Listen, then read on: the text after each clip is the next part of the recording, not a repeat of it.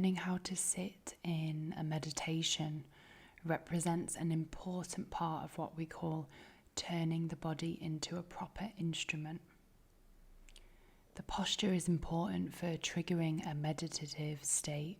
This is because there's a connection between body, energy, mind, and awareness. The mind and the body are interdependent, so that's why a correct sitting position is emphasized for meditation. In fact, in Zen Buddhism, the practitioners firstly learn how to sit in a proper position for long periods of time, because it's only by settling the body in meditative postures that we can trigger a meditative state of mind. What's most important beyond all of this, however, is that you're comfortable, especially in the initial stages of our meditation journey. One of my teachers, Sahajananda, compares how we find our comfortable meditation position is like how we find our sleeping position at night. So we know exactly what cushions we need. We know that we lie on this side, lie on that side, if we lie on our front, if we lie on our back. And this is exactly the journey that we're going to be exploring in our meditation journey. So another point is that it's okay to actually change your posture whilst sitting in formal meditation. We just do it slowly and with awareness, without judgment, being kind to our bodies. So in this video we'll now explore some of the key sitting positions that you can explore during this 5-week course. So the first and most popular position is Sukhasana, the easy pose. And this is when we sit with the leg straight out in front of the body, and then we bend one leg and place the foot under the opposite thigh. And then we bend the other leg and place that foot under the opposite thigh. We can place the hands on our knees in a particular gesture which we'll explore later in this video. What's important here is that we keep the spine, the neck and the head upright and straight, but not tense. And we sit with the eyes closed. The whole body is relaxed. And the arms are relaxed, the shoulders away from the ears. Now, most people find that this position is most comfortable when we sit with a cushion beneath our sitting bones to raise the hips above the knees, so we're not putting any unnecessary tension on the knees. Some people also find that cushions beneath the knees allow for a more comfortable position. So again, I invite you to explore this during your meditation journey. The next pose which we'll explore is Ardha Padmasana, the half lotus pose. And again, we sit with the legs straight out in front of the body. This time we bend one leg and place the sole of the foot on the inside of the opposite thigh. And then we bend the other leg and place the foot on top of the opposite thigh without straining. We try to place the upper heel as near as possible to the abdomen, and we adjust so that the position is as comfortable as possible. Again, we rest our hands on our thighs, on our knees in a particular gesture. And again, we keep the spine, the neck and the head upright and straight, but not tense. We find that verbal, stable yet comfortable position. Again, we close down the eyes, relaxing the whole body. And what's important to note here is those that suffer from sciatica or sacral ailments should not perform this asana. So we can go back to Sukhasana, the easy pose, or you can select one of the poses which we'll now explore. The next pose which I want to share with you is Vajrasana, the thunderbolt pose or the diamond pose. And in order to enter into this asana, we first kneel on the floor. And we bring the big toes together, separating the heels. And we lower the buttocks onto the inside surface of the feet, with the heels touching the sides of the hip. And place the hands on the thighs, maybe resting in the inside of the groin. And we keep the spine and the neck and the head upright and straight. But again, not tense here.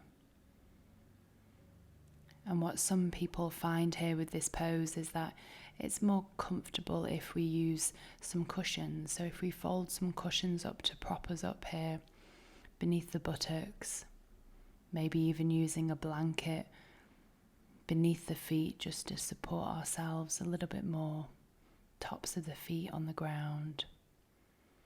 Or alternatively, some people do use a meditation bench as well. Most people struggle to stay in this posture for long periods of time, which again is perfectly fine. Just with awareness, we gently come out of this pose. For anyone that has issues with the knees and the ankles, I invite you to explore another pose which we'll now look at. So the final meditation posture, pose that we'll now explore is called the Maitri Asana, and it's known as the friendship pose. And it's with our beloved chair. It's with our throne. So what we do here, of course, we sit comfortably on the chair with our feet flat on the floor. We keep our knees parallel. We rest our hands on the thighs in a particular gesture, which we'll now explore. And we keep the spine and the neck and the head upright, straight, and not tense. And what's important here is that we keep this elongation of the spine. So we're not leaning back and rounding the spine, resting on the chair, because for some people this might lead us into a drowsy, sleepy state during our meditation. We need to keep this alertness, especially in the first stages of our meditation journey. Now again, this is one of my favorite poses, especially in long meditation retreats where I've been sat on the floor in a particular pose for a set number of hours and I just really need to change. And the chair just offers that support. So especially at the beginning of your journey, if any one of these poses just seems too much, I really invite you to come and sit on the chair. The chair is our friend. And as I said, what's most important is that you're relaxed and that you're comfortable. We don't need to give our mind any more things to think about, especially at the beginning of our journey. Briefly, we'll now explore mudras. Mudras are known as hand gestures. And as we explored, the body is permeated by prana, by chi, this life force energy. And within the energetic body, there are nadis, energetic channels in which this prana flows through. The yogis say that we have 72,000 nadis flowing through our energetic body. And when we come into a particular mudra, a particular hand gesture, we're allowing this prana to be directed in a particular way, triggering and harnessing energies from particular nadis. So we'll now explore 3 mudras, 3 hand gestures, which I encourage you to incorporate into all of the meditations during this 5-week course together. So the first one is known as Jhana Mudra. And this is where we connect the thumb and the index finger, placing the palms down on our thighs, more towards our knees. So this is known as the gesture of knowledge. This connects with the hidden nadi, the Gupta nadi, which allows us to ground more, connecting us with our root, the root of our being.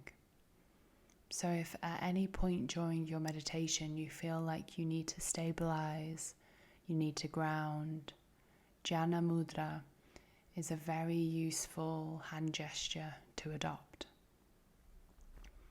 The next mudra which we'll explore is Chin Mudra, this hand gesture of consciousness. So this is exactly the same as Jhana Mudra, however this time we flip the palms up towards the heavens.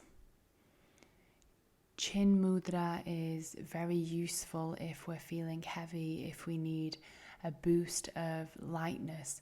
There's naturally an openness at the level of the chest when we flip our palms upwards. So I invite you to explore and to invigorate your meditation practice through the use of Chin Mudra. And the last mudra that we'll explore is called Yoni Mudra, the gesture, the hand gesture of the womb. And this is where we bring our hands together, we interlock our fingers, however the index fingers are pointing forward, so sort of in a pistol grip. The thumbs can either be touching or we can cross one thumb on top of the other. Palms are touching here. And we rest our hands just in front of the pelvic space, relaxing shoulders down. Yoni Mudra helps us to find balance. It allows us to balance the left and the right hemispheres of our being, of our brain, balancing these two distinct yet complementary aspects of our being, the yin and the yang. For when we come into balance with particular energies, when we find that point of balance, there's an open doorway into the transcendence at the level of which these energies are playing out. So I invite you to explore during these 5 weeks together the different gestures, the different positions, and I invite you as well to keep record of these in your journal, to comment, and just to really see this as an ever-evolving journey.